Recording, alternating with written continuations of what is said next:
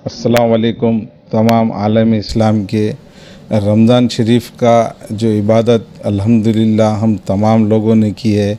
जिस तरीक़े से ये वबा है, अल्लाह ताला ये वबा को जल्द से जल्द ख़त्म करो बोलकर आज ईद की जो नमाज़ रहेंगी उसके अंदर तमाम ममालिक के और तमाम दुनिया के अंदर जितने लोग ये वबा से परेशान हैं कोरोना वायरस की वजह से, अल्लाह ताला ये बीमारी को जड़ से ख़त्म कर दे।